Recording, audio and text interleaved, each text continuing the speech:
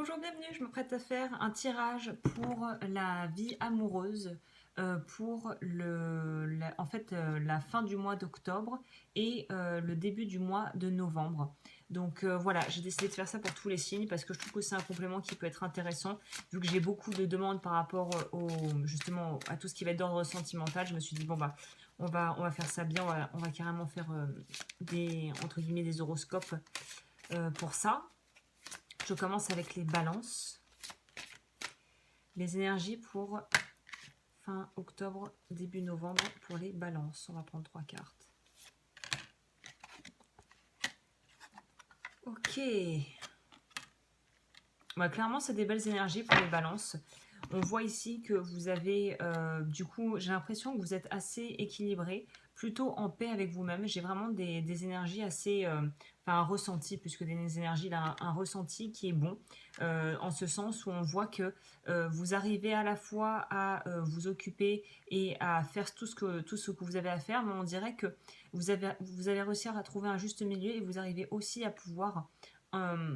comment dire, incorporer dans votre vie, enfin faire que toutes les facettes de vos vies sont plus ou moins harmonieuses, ou en tout cas tendent à l'être, ce qui est un petit peu ce que les balances adorent en fait, hein, en règle générale, c'est qu'il y a un équilibre, quelque chose de simple, de posé, d'équilibré, de stable, et on voit que d'ici novembre, on est dans ces énergies-là, d'une forme de stabilité, de prendre soin de soi, peut-être de faire des activités à l'extérieur, de faire des choses qui sont très axées sur la créativité sous toutes ses formes, voilà. Donc c'est assez relax, assez calme. C'est des énergies qui sont de belles énergies, hein. On va voir, du coup, je vais changer un peu d'habitude pour le sentimental. On va voir quels sont déjà votre état d'esprit. On va commencer par le début. Je vais partir sur un tirage en croix qu'on utilise pour le tarot, même si je n'utiliserai pas un tarot pour ce faire. On va prendre l'état d'esprit. On va aller voir le challenge, sinon c'est pas drôle. Il faut bien qu'il y ait un challenge quelque part. On va aller voir ce qu'on vous propose pour relever le défi, ou en tout cas, voilà, s'il y a quelque chose à faire, qu'est-ce qu'on vous conseillerait de faire. On va voir l'évolution si vous prenez en compte le fameux conseil qu'on vous donne au-dessus. Et on finira avec une carte synthèse pour voir vraiment la globalité. Donc l'état d'esprit pour vous. C'est exactement ça. L'état d'esprit, donc tout est très raccord, donc c'est ça qui est bien. Alors je ne sais pas si vous aurez un nez. Alors ça c'est ma main. Il y a tout qui grince là. Je pense que vous voyez correctement la carte. Donc on voit que vous êtes dans cet état-là de réjuvénation. Je crois que ce mot existe. Donc on est dans quelque chose de calme, d'assez équilibré, d'assez centré, d'assez tranquille en fait. Je pense qu'il en faudrait beaucoup pour vous déstabiliser dans votre tranquillité d'esprit là. Voilà. Et on a en plus accompagné de ça la carte ici de la victoire, qui peut parler de succès au niveau de votre vie, peut-être pas que sentimentale, du coup, peut-être au niveau de votre vie générale. On a atteint les objectifs, on est sécurisé, on a la paix, on sait qu'on est dans son chemin, dans le bon chemin, qu'on fait les choses dans le bon ordre, qu'on est bien entouré. Donc il n'y a vraiment pas une once de peur ou d'inquiétude au niveau de vos énergies à vous, on dirait, hein. Au niveau du challenge, bah oui, il faut bien qu'il y ait un challenge. Ah bah, tout est relié de toute façon à votre deuxième chakra. Le deuxième chakra, c'est donc le chakra sacré qui est en lien avec le vœu de chasteté. Donc si vous voulez révoquer un vœu karmique pour cette fin de mois d'octobre, j'ai envie de vous dire que la révocation du vœu de chasteté, ça serait une très bonne chose pour vous si ça vous parle. Et si vous ne savez pas ce que c'est, j'ai fait une vidéo explicative qui est en dessous dans la barre d'informations. Donc on vous parle de votre puissance au final de pouvoir sentir, ressentir et de pouvoir être dans le plaisir et d'apprécier les choses qui se présentent dans votre vie. Oh, on a un deuxième chakra.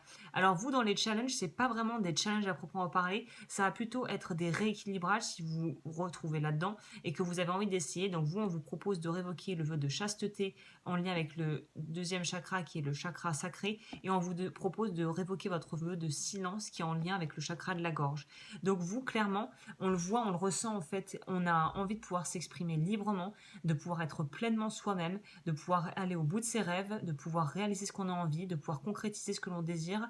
Et il y a aussi la notion, évidemment, qui dit touche à la vie amoureuse et sentimentale, cette notion aussi de pouvoir être dans une vraie forme de communion avec un partenaire ou une partenaire de vie, de pouvoir être dans un discours qui n'est pas filtré, de pouvoir être authentique avec une personne, avec quelqu'un, ou avec quelqu'un avec qui vous êtes déjà, de pouvoir vraiment pousser encore plus dans quelque chose de plus authentique, de plus vrai. Et c'est comme un oignon, on enlève toutes les couches qui ne servent pas pour aller au cœur. Et on dirait vraiment qu'il y a un besoin aussi de reconnecter à travers peut-être du coup la sexualité, qui a un moyen de un des langages de l'amour, il me semble d'ailleurs. C'est l'ouvrage de, je crois que c'est Craig Chapman qui a écrit Les 5 langages de l'amour. Je sais pas si la sexualité en fait partie, mais voilà, c'est ce qui me vient à l'esprit quand je vois ça et que je vous parle de ça. Donc il y a vraiment besoin d'aligner, comme le montre cette carte, vos chakras. Donc vos centres d'énergie, vos centres énergétiques. Peut-être que ça serait une bonne période pour faire un petit nettoyage énergétique. Donc si ça vous intéresse, évidemment, moi je propose ces services. Mais sinon, vous pouvez faire déjà à votre rythme dans votre coin les révocations de vœux si vous le souhaitez le faire par vous-même. Au niveau du conseil, ce qu'on vous propose par rapport à tout ça, eh ben dis donc. Porte vers la valeur et indécision. Pour moi, c'est ça, l'énergie de l'indécision, que vous en sortez. Ou si vous y êtes encore, je pense que la fin du mois d'octobre va être propice et le début du lancement du mois de novembre va être vraiment propice à... là, évidemment, c'est plutôt la valeur financière qu'on voit, puisqu'on voit une porte qui s'ouvre avec des billets. Mais vu que le tirage est axé sentimental, ça pourrait très bien être relié aussi au fait que vous avez une vie matérielle confortable et un travail qui vous plaît, qui rend les choses beaucoup plus, au final, fluides. Qui dit moins de stress au travail, dit évidemment plus de repos, on apprécie plus ce qu'on a, les gens qu'on a autour de soi, et on arrive à pouvoir vraiment décompresser en fait. Il y a une notion de décompresser d'ici fin octobre. Donc là, on voit que la valeur pour moi, c'est pas forcément de la valeur monétaire, ça va plutôt être en lien avec justement vous honorer assez et savoir votre propre valeur et savoir savoir ce que vous valez, ce que vous voulez et ne plus avoir en fait à mettre les petits pas dans les grands, mais pouvoir vraiment accéder à ce que vous désirez. Il y a vraiment la porte vers les désirs s'ouvre, si je puis dire. Bon, je vais noter ça.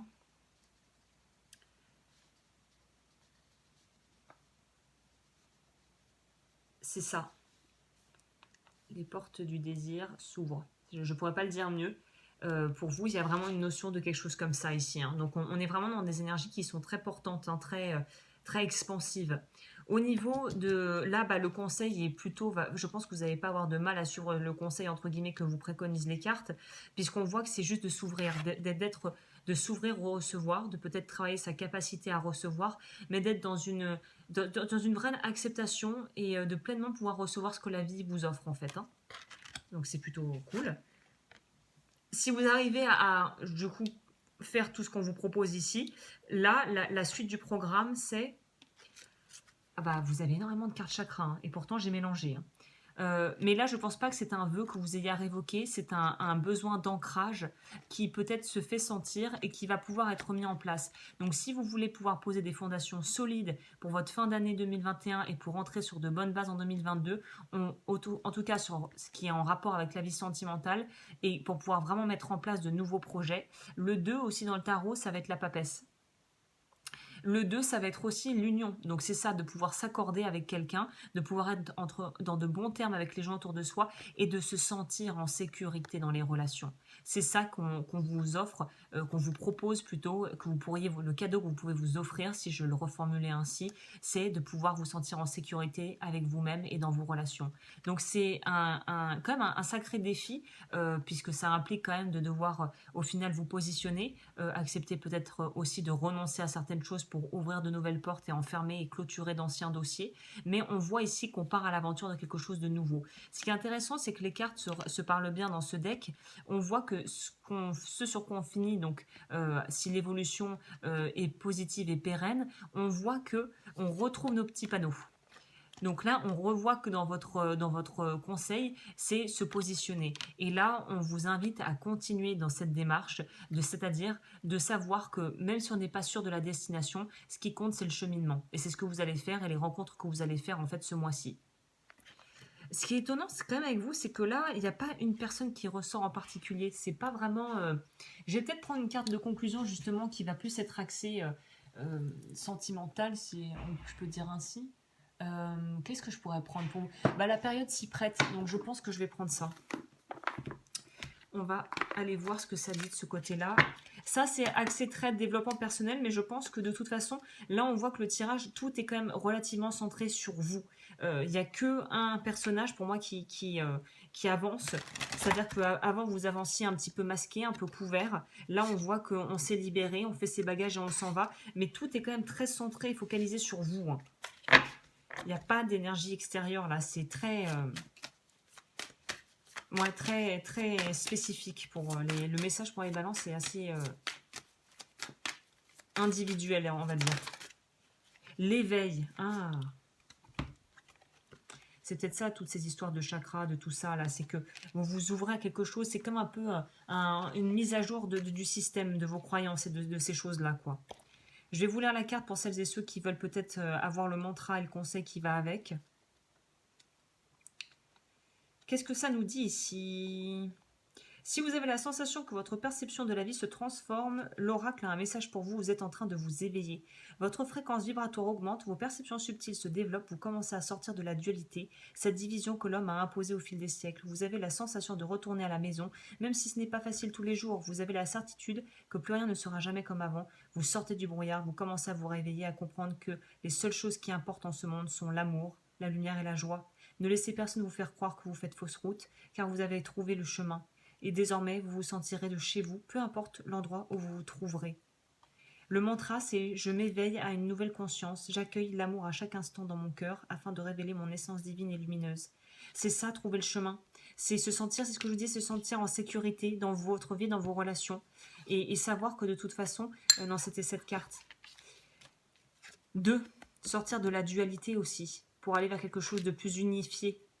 Donc oui, c'est un très beau cheminement qui vous attend. Il y a vraiment de très très bonnes choses, de très très belles choses.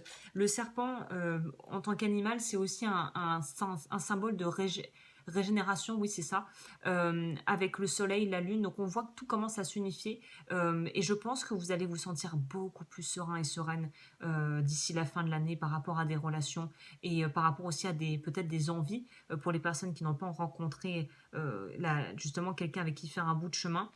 On dirait que la fin de l'année est propice à des changements de cet ordre, donc peut-être des rencontres, des choses comme ça. Voilà les balances, bah écoutez, j'espère avoir pu vous apporter des éclaircissements. N'hésitez pas à liker, à vous abonner comme toujours à ma chaîne. Si vous voulez me contacter pour voir ce que je propose, toutes mes coordonnées sont en barre d'informations. Et merci de m'avoir écouté, je vous retrouve très vite pour de nouvelles vidéos.